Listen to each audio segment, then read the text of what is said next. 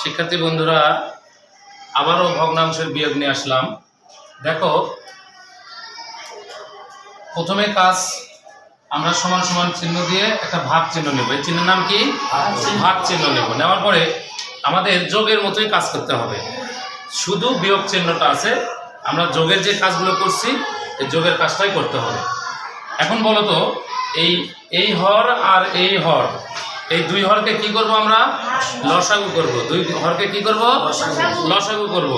আচ্ছা, এর আগে বলেছিলাম যে নিচের দুইটা হর যদি কোনো পূর্ণ সংখ্যা দিয়ে ভাগ না যায়, তাহলে ওই দুই সংখ্যা গুণ করে যে গুণফল হবে সেটাই এই 10 আর 6 তোমার লসাগু এরকম হবে। কিন্তু এখানে 10 এবং 6 ভাগ যাবে কি না? যাবে। ভাগ যাবে কি না?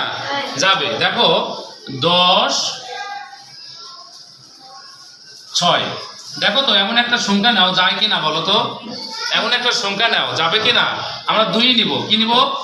2 নিব। 2 দিলে 2 দিয়ে দশক ভাগ করলে কত হয়? 5। জোরে কথা বলবা। 2 দিয়ে দশক ভাগ করলে কত হয়? 5। 2 দিয়ে 3 ভাগ করলে কত হয়? 3। 2 দিয়ে 3 কত হয়? 3। আচ্ছা, এরপরে কি আর যাবে? আর যাবে না। কেন? এমন একটা সংখ্যা নিবে, দুটো কমপক্ষে তো দুটো ভাগ যাইতে হবে। কি লসাগুর করার সময় কমপক্ষে তো দুইটা সংখ্যা ভাগ যাওয়া লাগবে। যাওয়া লাগবে কি না? আচ্ছা, তাহলে এখন বলো তো লসাগুর কাজ কি? এখন সবগুলো গুণ করে যেটা হবে সেটাই হবে 10 এবং 6 এর লসাগু। কথা বলবা। এখন সবগুলো গুণ করে কি হবে? 10 আর 6 এর লসাগু। দেখি আমরা কত হয়।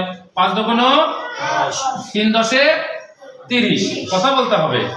5 দুগুণ 3 10 30। তাহলে বলো তো 10 এবং 6 এর লসাগুটা কত হলো?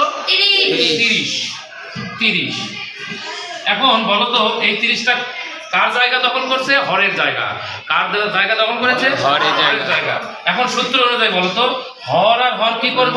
ভাগ। ভাগ। আর লব তার সাথে কি হবে? গুণ। Very good. তাহলে 10 দিয়ে 30 ভাগ করলে কত হয়? 3 হয়। তারপরে লবটা গুণ করে দাও।